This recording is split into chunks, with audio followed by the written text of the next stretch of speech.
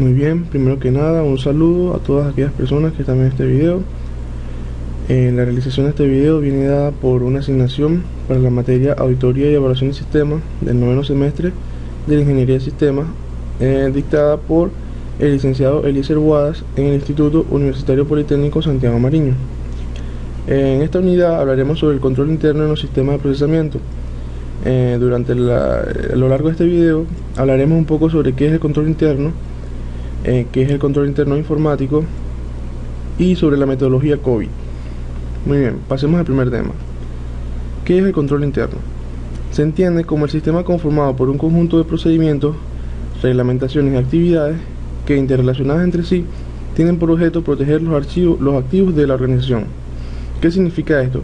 El control interno es un proceso que ejecuta la gerencia de una empresa para salvaguardar los bienes de la empresa, manteniendo un control adecuado sobre los recursos y sobre los procesos que se llevan a cabo dentro de la empresa. ¿Qué es el control interno informático? El control interno informático puede definirse como el sistema integrado al proceso administrativo en la plantación, organización, dirección y control de las operaciones con el objeto de asegurar la protección de todos los recursos informáticos y mejorar los índices de economía, eficiencia y efectividad de los procesos operativos automatizados. Ok, el control interno informático básicamente es muy similar al control interno, ya que se incluye, pero se refiere a la aplicación del control interno utilizando un sistema informático para el manejo de la información y de los procesos y llevar un mejor control en los procesos de la empresa. Ahora, explicaremos un poco sobre los componentes del control interno. Primero tenemos el entorno de control. El entorno de control marca la pauta del funcionamiento de una empresa e influye en la concienciación de sus empleados respecto al control. Es la base de todos los demás componentes del control interno, aportando disciplina y estructura. Entre los factores del entorno de control se incluyen la integridad, los valores éticos y la capacidad de los empleados de la empresa. Ok, en esta etapa, que es la primera etapa del control interno, llamada entorno de control, básicamente se define la base de cómo se va a hacer ese control interno en la empresa. Se estudian las necesidades y se evalúa el nivel de aceptación de los empleados. Evaluación de riesgo. Las organizaciones, cualquiera que sea su tamaño, se enfrentan a diversos riesgos de origen externo e interno que tienen que ser evaluados. Una condición previa a la evaluación del riesgo es la identificación de los objetivos a los distintos niveles vinculados entre sí e internamente coherentes. Ok, ¿a qué nos referimos con la evaluación de riesgo?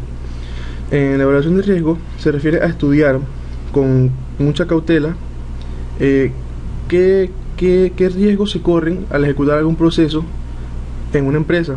Por ejemplo, al plantearnos algunos objetivos, debemos tomar en cuenta cuáles son los beneficios y cuáles pueden ser las pérdidas. Esos son los riesgos. Actividades de control. Las actividades de control son las políticas y los procedimientos que ayudan a asegurar que se lleven a cabo las instrucciones de la dirección de la empresa. Ayudan a asegurar que se tomen las medidas necesarias para controlar los riesgos relacionados con la consecución de los objetivos de la empresa. Ok, entre las actividades de control son aquellas que se realizan con la finalidad de controlar los procedimientos que se hacen dentro de la empresa y que se vean orientados hacia el cumplimiento de los objetivos antes planteados. Información y comunicación. Se debe identificar, recopilar y comunicar información pertinente en forma y plazo que permitan cumplir a cada empleado con sus responsabilidades. Los sistemas informáticos producen informes que contienen información operativa, financiera y datos sobre el cumplimiento de las normas que permite dirigir y controlar el negocio de manera adecuada, de forma adecuada. Ok, en la información y la comunicación se refiere básicamente a mantener informada a cada uno de los empleados o a cada una de las áreas que trabajan dentro de la empresa sobre cuáles son sus labores en la misma, qué actividades deben realizar y cómo las van a realizar. Aparte de esto, deben velar porque haya una buena comunicación, una relación entre todas las unidades de la empresa. Supervisión o monitoreo. Todo el proceso debe ser supervisado, introduciéndose las modificaciones pertinentes cuando se estime necesario. De esta forma el sistema puede reaccionar ágilmente y cambiar de acuerdo a las circunstancias. Ok, ¿qué quiere decir esto? Esto quiere decir que si utilizamos un sistema, debemos estar constantemente evaluando su funcionamiento, analizar cómo está funcionando, qué actividades se ejecutan y si están realmente funcionando de manera correcta. En caso contrario, debemos tomar las acciones pertinentes y solucionar ese problema para adaptarlo a nuestras necesidades. Tipos de controles internos. Primero tenemos el control interno administrativo.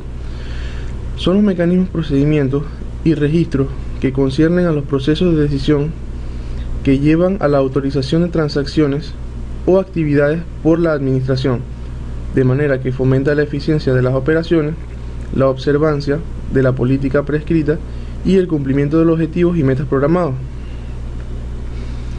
El control interno financiero.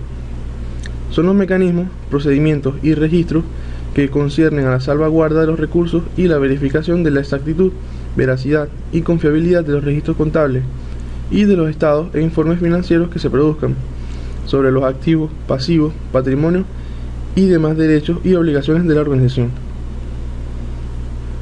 Control interno previo. Son los procedimientos que se aplican antes de la ejecución de las operaciones o de que sus actos causen efectos. Verifica el cumplimiento de las normas que lo regulan y los hechos que las respaldan y asegura a su conveniencia y oportunidad en función de los fines y programas de la organización. El control interno previo es algo que se realiza antes de ejecutar un procedimiento, de manera que se ejecute de manera correcta y que se obtengan los resultados esperados. Control interno posterior es el examen posterior de las operaciones financieras y administrativas y se practica por medio de la auditoría gubernamental. Por su aplicación se puede clasificar en control posterior interno y control posterior externo. El control posterior interno es el examen posterior de las operaciones financieras y administrativas y se practican por medio de la auditoría interna de cada organización, es decir, se trabaja solamente en cada empresa privada o en cada empresa por independiente. El control posterior externo es el examen posterior de las operaciones financieras y administrativas y es responsabilidad exclusiva del organismo superior de control a través de la auditoría gubernamental. Es decir, esto se realiza a todas las empresas o de manera general, pues.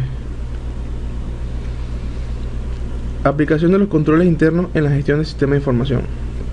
Los controles internos son garantías de que una empresa implementará para proteger la información financiera sensible. Estas garantías pueden ser universalmente aceptadas o exclusivas de la empresa. Los controles internos normalmente se centran en el sistema de información contable de la empresa, que es la función principal para mover la información financiera a través de una empresa. Ok, cuando hablamos de la aplicación de los controles internos en la gestión de los sistemas de información, decimos que si tenemos trabajando dentro de la empresa un sistema de información, le aplicamos el reglamento o los procedimientos que se ejecutan normalmente en un control interno y de manera a obtener unos resultados óptimos para los movimientos financieros de la empresa. Cabe destacar que todos estos procedimientos que se realizan en las auditorías y en los controles internos van en función del beneficio de la empresa de obtener una mejor productividad o utilidad. Metodología de auditoría COVID. Hablaremos de los procesos que se engloban dentro de la metodología de auditoría COVID, pero antes de esto hablaremos un poco sobre su marco de trabajo.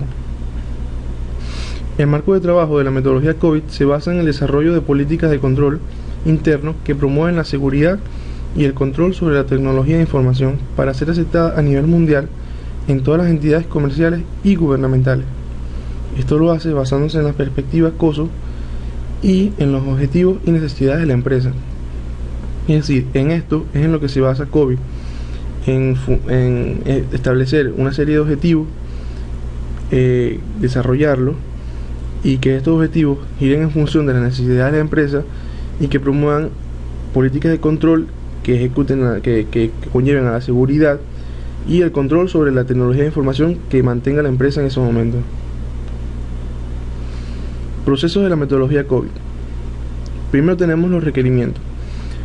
Son para satisfacer los objetivos del negocio. La información necesita concordar con ciertos criterios a los que COVID hace referencia como requerimientos de negocio para la información. Ok, en los requerimientos se establecen qué es lo que necesita la empresa, y por qué y para qué.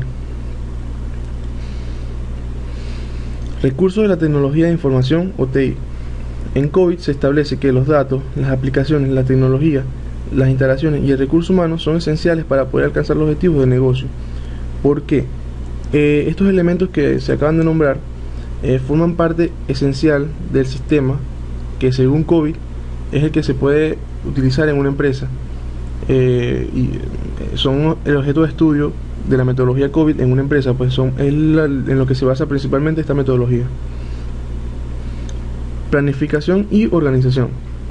Este proceso cubre la estrategia y las tácticas y se refiere a la identificación de la forma en que la tecnología de información puede contribuir de la mejor manera al logro de los objetivos de negocio. Ok, en esta etapa hablamos de cómo emplear las tecnologías de información en la empresa de manera que se pueda obtener el mejor beneficio y alcanzar los objetivos planteados. Adquisición e implementación. Para llevar a cabo la estrategia de tecnología de información, las soluciones deben ser identificadas, desarrolladas o adquiridas, así como implementadas e integradas dentro del proceso del negocio. ¿Qué queremos decir con esto? Que en esta etapa ya deberíamos haber analizado el problema, haber encontrado una solución y procedemos a la implementación, es decir, a solucionar el problema. Prestación y soporte. En esta etapa se hace referencia a la entrega de los servicios requeridos, que abarca desde las operaciones tradicionales hasta el entrenamiento, pasando por la seguridad y aspectos de continuidad. Con el fin de proveer servicios, deberán establecerse los procesos de soporte necesarios. El monitoreo. Todos los procesos de una organización necesitan ser evaluados regularmente a través del tiempo para verificar su calidad y eficiencia en cuanto a los requerimientos de control, integridad y confidencialidad. Como antes les nombré en los elementos del control interno, el monitoreo es una parte muy esencial porque se debe estar estudiando constantemente el funcionamiento del sistema y su eficiencia dentro de la empresa. Muy bien, esto fue todo durante este video. Espero les haya gustado. Pueden dejar algún comentario. Hasta el próximo video.